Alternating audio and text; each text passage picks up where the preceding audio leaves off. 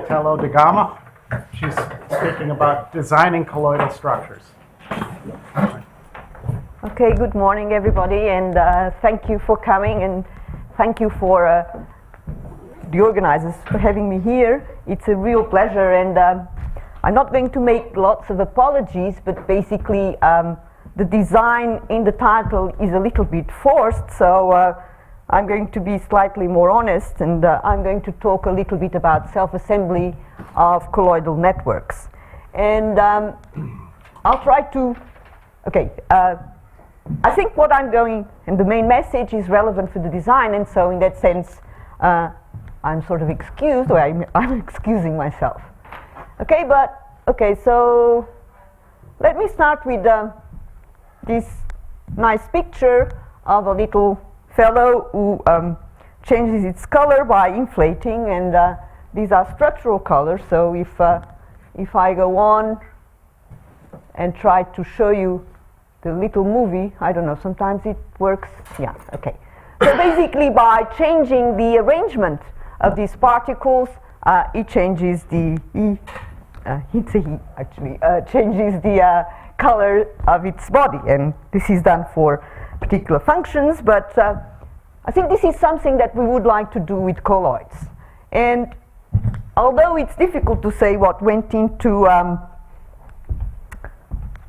giving the animal this capability, there is some sort of self-assembly, because there are no external forces or fields or whatever that make the little fellow do that. So inspired by that and taking the colloidal theme, I think I'd like to give you an example that we understand to some extent, and where we can analyze with some detail what happens through the process of self-assembly.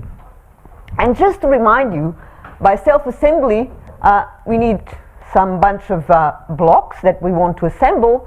We want some target structures, and the process should be, in self-assembly, as free as possible from external directions and stimuli and so on. So of course here there is a little hand, but the idea is that it's shaking the bottle and the pieces have the right shape to assemble in these particular forms. Okay, so self-assembly is a long subject, and it's been studied for quite a while, and in colloids sometimes it's not so easy to get to the final structures, and this is exactly one particular example where I want to illustrate that point and possibly say something about what goes wrong. So I'll give you an introduction, and then I'll talk about the main problem, which is, I don't call them just me, but the sort of equilibrium low density networks. And the word equilibrium here is important, because in these systems the driving force towards the self-assembly, it's really just thermodynamics. So the structure will try to find, given the right conditions, the configurations and the macroscopic structure that will correspond to the lowest free energy. But of course these things are a little bit sometimes more complicated, especially because you've seen those building blocks. If you want to do something which is not just a simple crystal, cubic or whatever, or you need specially designed building blocks. And so I want to give you just a very short overview of the zoo or availability of these blocks that there are, and contrast with that the difficulty in assembling them in desired structures.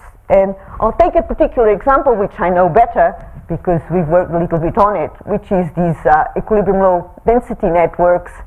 They're also different from atomic systems. So that's the other thing, that if you're going to bother to do assembly with colloids, you should try and do something different than those that nature gives you, atoms and molecules and so on.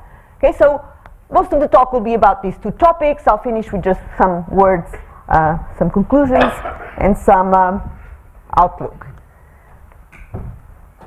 Okay, this is just a word cloud from a couple of years ago from the place where I come from, the group where I work, and you can see colloids prominently in these. I mean, you all know what a word cloud is, but colloids is here, liquids, even pneumatics, and patchy. So I want you to just notice these 4 words, because I'm going to be talking about assembly of patchy colloids.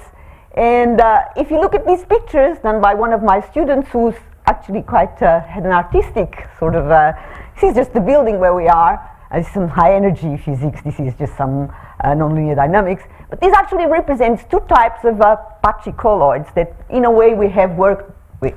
One of them you've heard already here. These are actually pneumatic colloids. So here these dots mean that, you know, these spherical colloids in pneumatics, they'll, if the anchoring is strong, like you know quite well, you know, they'll generate these defects, and then these defects will make them, for example, in this case, pinned to this substrate with these very pointed structures. And this is actually art, but it's actually from a piece of work that some of the people in the group did with Ian Smalyuk's group in the United States. This other group is the type of things that I'm going to be talking about. So I also have spherical sort of colloids, but now the surfaces are patterned in a way that they provide the system with some anisotropic interactions. And I'm going to be focusing exactly on this case, 3 patches, and if you look at that, you see that although the interactions are anisotropic, I'm not going to get a liquid crystal out of this. Also, I'm not going to get a crystal in 3D. So this is interesting, and I'm going to get maybe something else, and I want to look at the properties of those systems. Okay, just very quickly, I know many of you, especially those of you from soft matter, know these very well, but I want to put some numbers just on the scales that we'll be talking about, because I think it's important, even if you only do things on a computer, that you have an idea of what sort of scales you're talking about. And like a length scale for colloid, according to, has to be around, the micrometer, well above nanometers, although this is a very sort of open definition. But I think connected with the length scale, we have also the time scale and the energy scales. And those 2 things, of course, are related, and they're important in what concerns the assembly process, especially the self-assembly process of these materials. So on the left, I have just a bond, you know, normal CC bond, and the typical time. And here for a colloid, we've seen already from Chantal's talk, we have typically Brownian motion. These things are in suspension, and so typical times could be around 1 second, certainly of the order of seconds. Here, it's just a scale to set your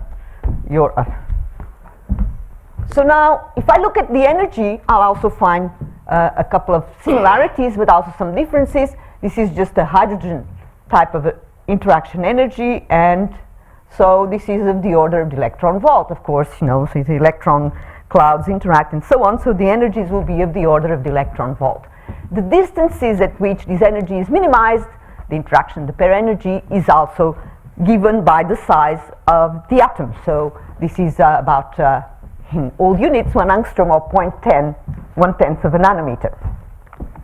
For colloidal materials, this is one of the oldest potentials that has been around, and now the energies, if you look at the potential, just ignore this part. This is things can go wrong and everything aggregates irreversibly. But if I think of the green curve, I see a well at a certain distance. This distance is now not the distance between the center of colloids, but the distance between the surfaces of the colloids. So these colloids can approach, and there is a minimum. It looks a bit shallow here, and there is also repulsion that could come from electrostatics, but maybe there are other sources. This is just the van der Waals and the DLVO potential, but I want you to just notice that the scale now is kT, so it's a much weaker interaction, and that's why some of these systems, in a way, behave quite differently from the atomic and molecular ones. Okay, then I'll go very quickly through just it's complementary to what Chantal was telling you yesterday, because I want to go from simple colloids to complex ones. They're not active, so active colloids could be another class of complex colloids. They certainly may be classified like that. You can make any classification as long as you have a good reason. But I want to go we go back to the beginning. In the beginning, Einstein publishes in 1905, which is amazing because he was worried about relativity, and he has a statement in the press that says that suspended bodies behave like molecules, and the osmotic pressure is just like the pressure of the ideal gas. Okay, so this is a statement which was not, for practical purposes, very interesting. It was, of course, very important in terms of setting the grounds for the atomic hypothesis. And then 50 years later, and I'll go very quickly because I don't want to give you a very full analysis. 50 years later, something quite interesting happens. People realize that they can actually change the colloidal interaction independently. While in atoms and molecules, these well depth and the position are coupled, and they couple to atomic quantities like electronic energies, and sizes, molecular sizes. Here, this can be changed more or less at will, and this is the depletion potential. I will not go very much into it, but this was very exciting, both theoretically and in practice, because it's been not only realized, but new behavior of the many-body system has been observed. So behavior that you could not really find with the molecular systems that are available, atomic systems.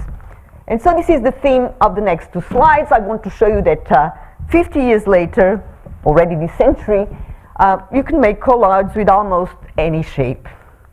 So, you know, you go from truncated cylinders, or truncated, I don't even know, buns or peanuts, little cubes, discs, and so on, dimples.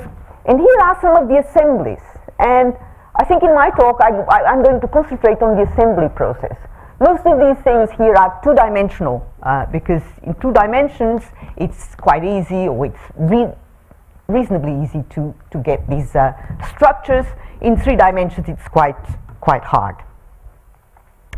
This is more related to what I have to say, and to some of the things we've seen in in Chantal's talk, because rather than the shape of the core, you can now pattern the colloids, or the colloidal surfaces, or the colloids themselves, in terms of giving a head and tail to these colloids. And so, for example, here you have, these are not Janus particles, but these are particles that have one big spot, and this will give rise to these chains that we've seen already in previous talks.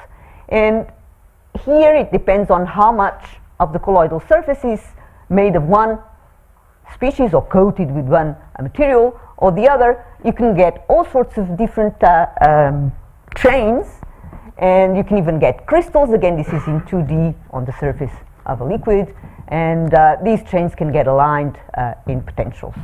But I want to look at this bit here, because this bit here is a different approach to giving patches or spots to colloids, and they come from aggregation. You aggregate 2 or 3 colloids, and then you can make colloids that have these 2 patches, or 3 patches, or 4 patches, 6, and so on. And you can make, from clustering these smaller colloids and then covering them with something else, then you can make these are the patchy colloids that appeared about 20 years ago, or at least 15 years ago.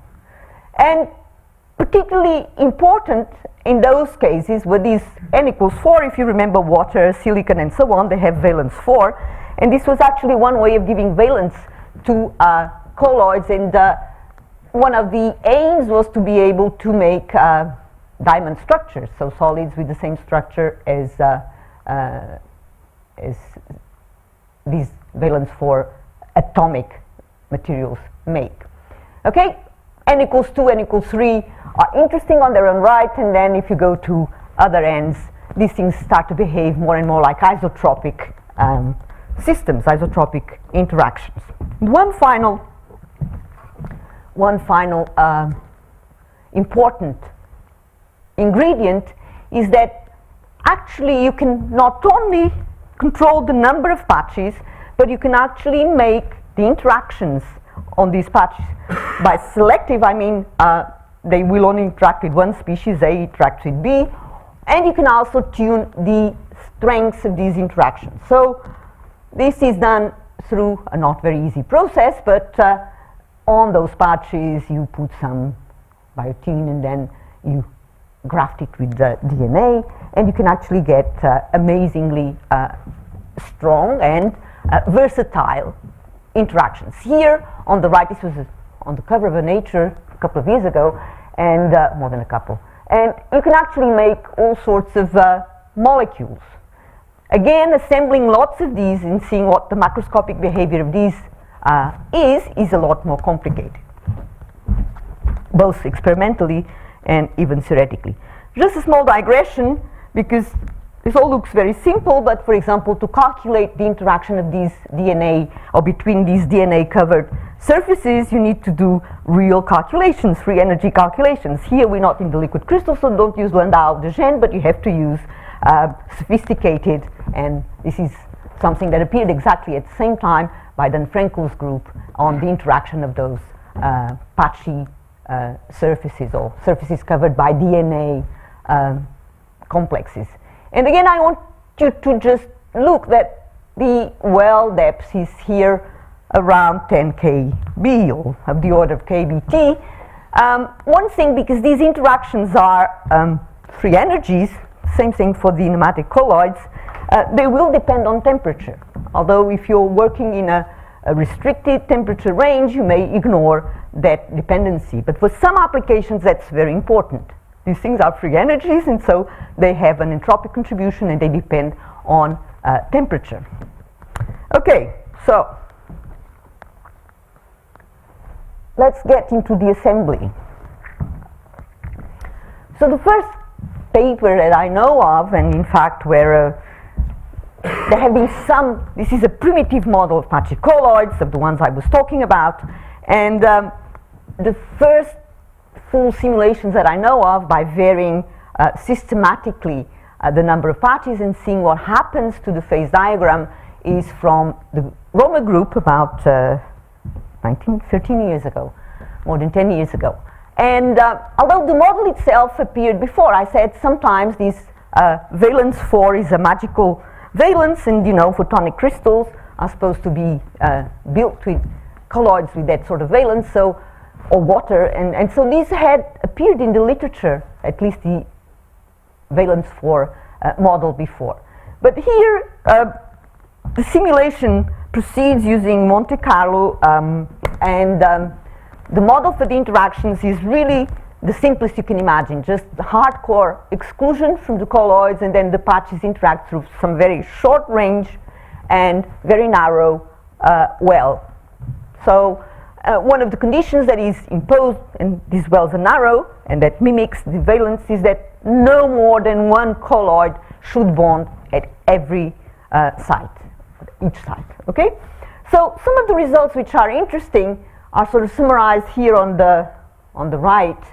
And you can see that for m equals 3, you get a critical temperature. And those of you who are used to liquids, Tc usually is 1 or 1 point something. Here it's 0.1. And that's just the way you normalize this temperature. I will go a little bit again on this topic later. And then if you have m equals 4, m equals 5, m here is the valence. Okay, so you have these simulation results. Sorry, the simulation is the blue curve. On the left is the result of a theory. I'm not going to tell you anything about the theory. It's an old theory. It's a very clever theory by Michael Wertheim. And the difference between that and mean field is crucial for these systems, because in Wertheim's theory, you treat the bond energy as a perturbation, and you treat the bonds in the first order theory as independent bonds. So it's tractable, but quantitatively, actually, it works. It predicts qualitatively very well what happens, and quantitatively, especially for temperatures, the temperature scales, it works very well. This is the critical density, and what you see is that for valence above 2, these systems have a low critical point. They have the structure, if you look at it, for low valence is stringy-like and it's polymer-like with branches. You need branches. Without branches, you don't condense. Without branches would be this case. Without branches, you just have polymers and no more attraction, so the system does not condense. So this is actually how, in the theory, they went from valence 3 to valence 2 by mixing, for example, different fractions of that. So this is an interesting, very interesting paper, and the results are very interesting too, because the simulations were done very carefully. This is Monte Carlo, and this is important.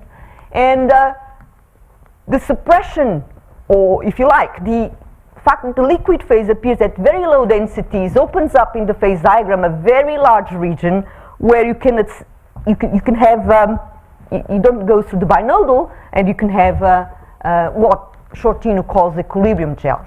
And this is something that I will go on. So this is the second, and this is even before the DNA, or round about the DNA patches. It would be interesting also to change, or to be able to change, the strength of attraction of these patch interactions. And so, in a collaboration with actually the Roma group, we came up with a model where we have two strong bonds, and then it's not one, but it's irrelevant. I don't have too much time to, and we have just 9 in this case. It's just for the statistics in the Monte Carlo simulation. We have weak bonds. And so now what the system will try to do is try to make chains, but because there are these weak bonds, there will be branches, and so there'll be junctions, and these things condense. But as you go down in temperature, again, you know, only the strong bonds will be populated with respect to the, so the phase diagram has this very weird shape. This is temperature, this is density, this is the gas, which is almost zero density, this is the liquid, this is the simulation, the dots. Again, these are results from Wertheim's theory, which there are some deviations, but the shape and the qualitative physics are given by this bonding association theory, which is not completely missed by just mean field, more basic mean field. Okay, so here on the right I have some configurations. I don't want you to look very much because the figures are quite small and they're not even that, but you see the vapor is mainly chains with a little bit of junctions, but very few. Junctions is where two chains meet, and the liquid is more junction-like.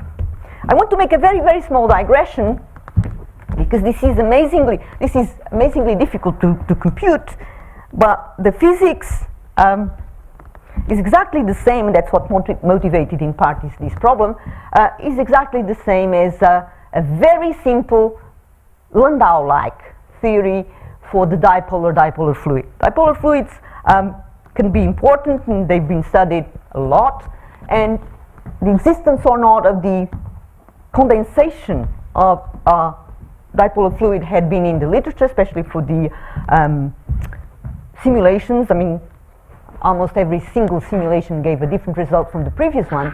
And then there was this very simple argument, and very important, which considers the system as chains, infinite chains, and only two types of defects. The defects are the ends of chains, so when they become finite, and the branches, when two chains meet. This is represented here. And so in terms of that, you can write down this is not really your usual Landau theory, but this is just a term, an ideal term from the ends, from the junctions. This is just excluded volume. And because ends, this is the association, I mean, this is just how it scales with the overall density. There's a square root here, and some probability of getting the defect, which of course varies with temperature, and the same thing for the junctions, and then the excluded volume. And with this very simple analysis, but the right one, you actually can establish conditions for the existence of this type of phase diagram, which is very similar to the one you saw above, and you actually can make the analogy quite clearly. Okay, so at this point I want to say that we can actually look at some phases that we couldn't look at. I mean, this could be an almost atomic system. And the question is now, do they really self-assemble? I mean, the simulations were terribly hard, and so this is what I want to say. So I have what? I have, I'll go more quickly. So in those simulations, Monte Carlo moves to actually reach equilibrium in a finite time were rather sophisticated. So the idea here is, if you do molecular dynamics and just let the system evolve, what do you get? What do you see?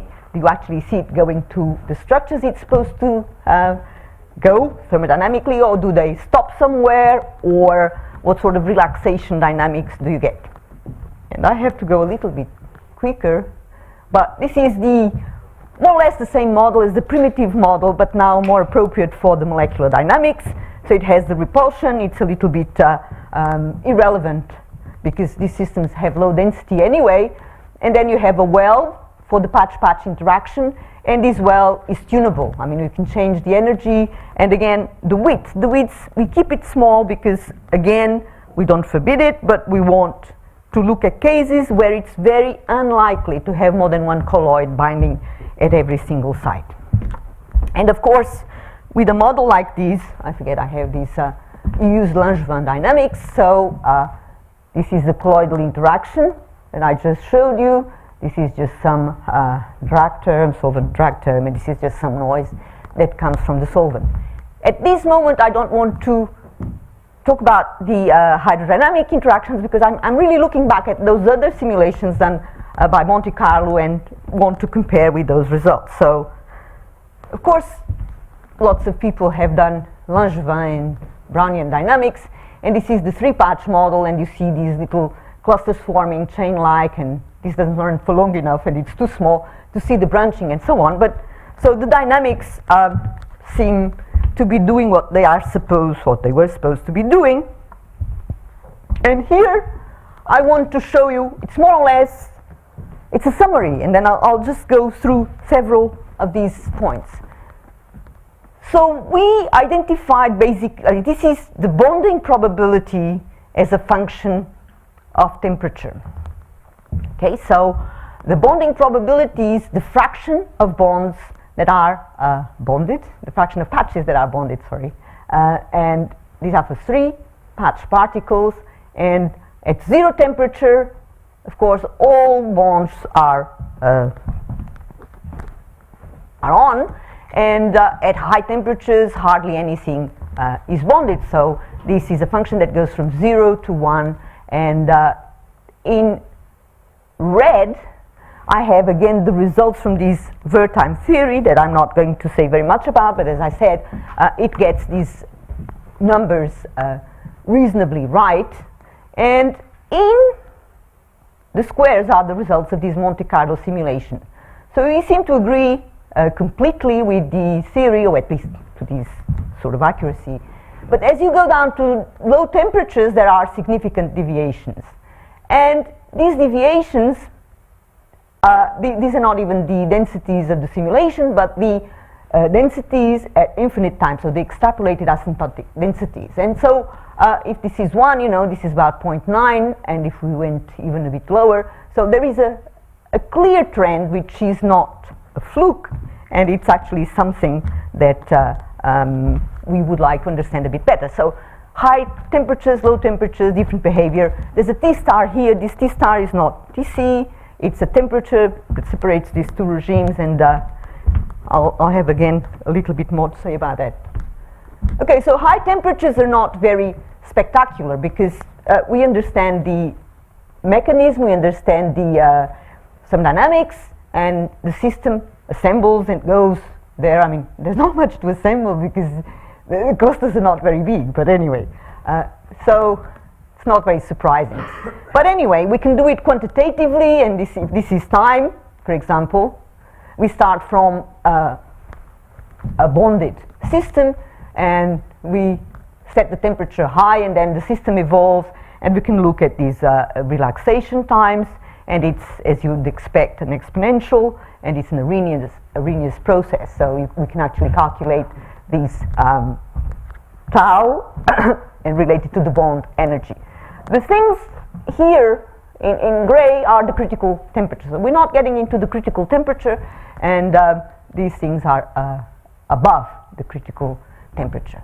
And the reason why I don't want to go to the critical temperature is really because we don't want to get it complicated. If we go to low temperatures, though, this is what a snapshot of the system, and we would like to understand a little bit better what the dynamics is in this region and what sort of densities or bonding probabilities we get out of the simulation, how that compares with the expected equilibrium.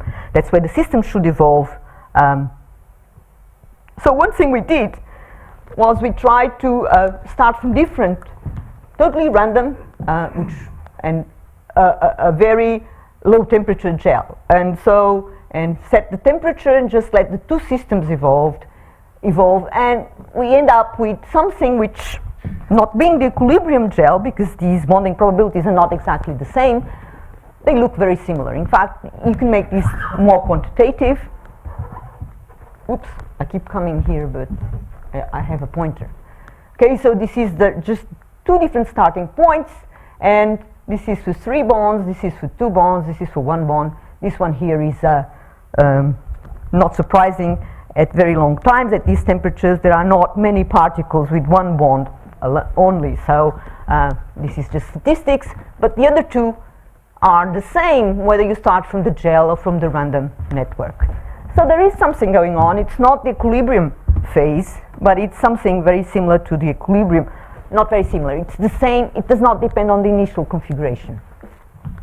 So we can also, because we have these bonding probabilities, we can also see how this evolves with time. This is for a particular temperature. I'll show you in the phase diagram what this is. And we found that the system is relaxing, but it's relaxing with a power law, not with the expected exponential behavior. And I really have to go a little bit faster. I only have one. And this is the power law we get from the just simulations. And we did even more system sizes that we have here. This is a 3D system, and the error in the exponent is plus or minus 0.1. But it's definitely, so we looked at mechanisms for this type of behavior. And the first thing we looked at, I mean, in red on this curve here, the crosses are the temperatures that we simulated. So we're at constant density, which is 0.2, which is 20% volume fraction of colloids, and so it's a relatively low temperature, but it's still larger than the critical density. This is the critical density, this is the binodal.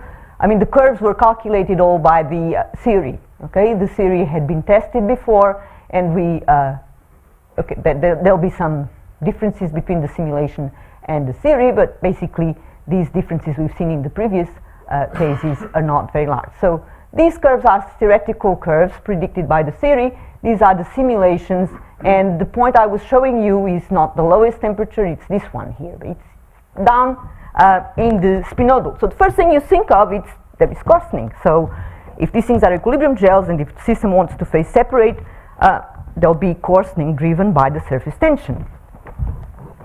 And now I think I had 2 slides on coarsening, but these are just straight out from Jim Setner's book. And oops. And I don't think I can go very quickly through these. So if you have the system in the binodal and within the spinodal, and there'll be coarsening, which is driven by surface tension, and this seems to be super universal under some conditions, which we'll come back to. And so it seems to depend only on whether the order parameter is conserved or not, and you might have some questions, are the bonds the order parameter or are the particles? But if you think about it for a little bit, the particles are really, I mean, the bonds are between the particles and they're very short range, so it's really the particles dynamics that control this system. So for bonds or for non-conserved order parameters, we would expect a length to grow with square root of t, but if you have conserved order parameter, you have a little slower So L goes like 1/3 of T, okay? And inside you have the density here, which is fixed, it's 0.2. You have the surface tension, and you have something like mobility or diffusion. And the surface tension, well, does it vanish? It doesn't vanish. It is really, we don't find coarsening because we looked at the cluster and we don't see phase separation, and I'll show you more evidence that there is not coarsening. But the first thing is we looked at the phase behavior, we looked at the surface tension, and for colloids the surface tension is quite low, but for these patchy colloids it is even lower. And the reason is because you're concentrating all the attractive energy is really on these three spots. So if you try to do an average over the colloid to do an estimate of the surface tension, this is really quite small. So this is probably not effective to drive the phase separation. So although thermodynamically you expect phase separation, in practice when you get into this regime, you don't get there. And the reason why you don't get there, if you think again, it's the same reason why the surface tension is low, is because all the attraction is concentrated at this spot. So there are bonds, and these bonds should break in reversible, but the lifetime of the bonds grows. So basically this is, I'm just finishing. So these bonds are increasing, their lifetime is increasing with T, and so this is the reason why the system is arrested. To make sure that this is the reason, we actually looked at the same thing, but now in the one-phase region, okay? Bonding probability, time, and we get exactly the same exponent. This is now in the single-phase region, so no possibility of coarsening because we're just in the single-phase region. And, okay, we have percolation. I'll show you, I had shown you already the curve, and all these systems before they phase separate, or even in that side of the phase diagram, they go through a percolation transition, which is not special. It's actually, as far as we can tell, at onset random percolation. But after that, you have a network. And in this network, the bonds are long-lived and they don't break easily. So even though the system in principle has reversible bonds, in the time that we are running the simulations, these bonds don't break. And so that's what's responsible for the growth, very slow growth of these clusters of fully bonded particles. And so we just checked in the literature, and we found another system. There are several reports of similar systems, including dipolar systems where you see exponents, they vary with temperature, or you see coarsening, so you see clusters that have high density, low density, so there is some sign of arrested phase separation. But there is one particular simulation, again by the Roma group, and it's a fairly different system from ours. It's a binary mixture, and long cylinders with 2 sides, and then little cylinders with 5 sides. And they also looked at the quenches from high temperature to low temperature, and sufficiently low temperatures. They found that the effective diffusion coefficient vanishes with an exponent that, if you put back in our expressions, gives you exactly the same behavior. So this is not a proof of universality, but the exponent we found and the slow relaxation is within and outside coexistence, and we found something very similar with the same exponent in another model. Okay, these are my conclusions. We were somewhat surprised when we expected coarsening and found that actually the rigidity of the network took over, and we got the same behavior in and out of phase coexistence, and we don't have a clue on how to calculate the exponent, but it's been measured in a different system by different groups. It's the same, so there is some suggestion that this is general. Now, of course, this is not part of the same story, but you know, if you want to understand real systems, they'll be insolvent, so this is kind of important. And listening to the talks yesterday, of course, if you had activities, anything could happen. Okay, finally, I just have to acknowledge my co-workers. And the first one did the theory, the second one and the third one were responsible for the simulations and a lot of the non-equilibrium stuff. The funding, I have to acknowledge my Portuguese funding and also Simon's Foundation is funding part of my stay here. Thank you very much.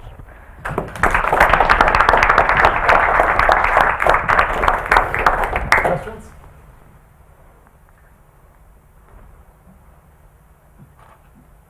Yes, Stephen. In the stochastic simulations, you had an acceleration term. I was wondering the. We had the Langevin, we didn't set it to 0.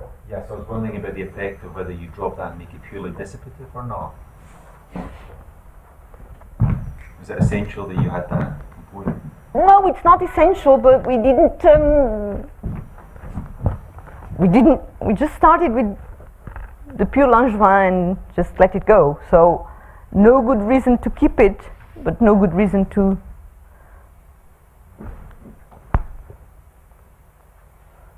drop it, as far as I understand. As a second thought, unrelated, so the power laws that you were seeing were anomalous in some sense. Some people have studied couplings, for example, of the Stokes flow with the Cahn-Hilliard. So I wonder whether or not that might provide an explanation. Not in this particular system, because as I told you, this is just the simulation. The simulation had no, this is not an I think for the real systems your question is quite relevant, and it's right from, the exponent is anomalous, but I mean if you read, for example, Setner carefully says, yes, you get these universal behaviors, but particle diffusion has to dominate. If you have something like an antiferromagnet or some crystal where one layer has to even get lower exponents, something like logarithmic and so on. So I don't think they're anomalous with respect to the assumption that in a fluid phase with no barriers you can, the particles can just go up and down. The hydrodynamics, it's yet a different problem. I think if you want to compare with experiments, you need to check whether or not hydrodynamics is important. And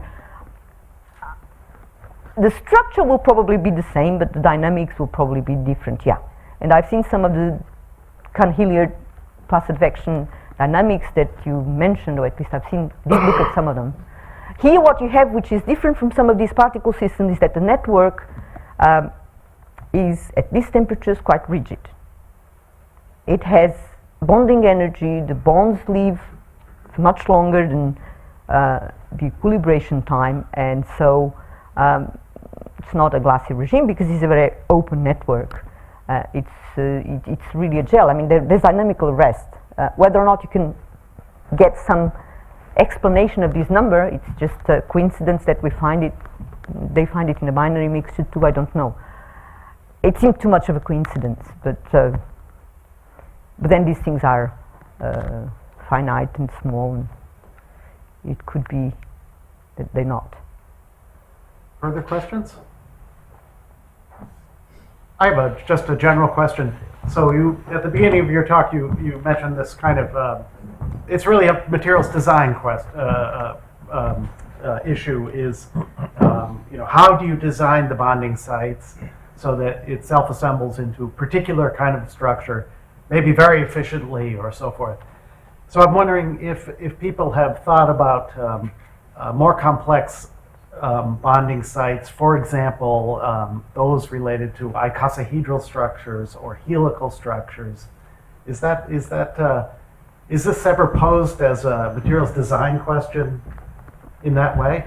It is, because the bonding sites, in a way, are responsible for whatever you get in the end. So certainly that's an issue which is relevant. The thing is that making the bonding sites is not as easy. No, of course. as it seems. As in simulation, yeah. Although these are micrometer type of surfaces, they still, you need special, for example, doing bonding, doing generous particles is relatively simple and changing, but putting more than two sites and controlling, it's quite hard, yeah. As someone said when that paper came out in Nature, I mean, this is still probably material that appears on the page of journals. Okay. So, but even I think even on the kinetics and the dynamics, because some of these systems, especially at low temperatures, where because you don't want to make a fluid, you want to make something which is rigid, whether it's a gel or a solid. Yeah. I mean, this 3 patch that doesn't really have a crystal, but a gel might do some of the tricks. Yeah. But Actually, in that region, you might gel too much before it gets to the structure. It's not that different from the equilibrium. So again, Yeah. it might do the job. And other possibilities would certainly lead to different Okay. Yeah. gels, at least, and solids in some cases. Thank you very much. Sure. Let's thank Margarida.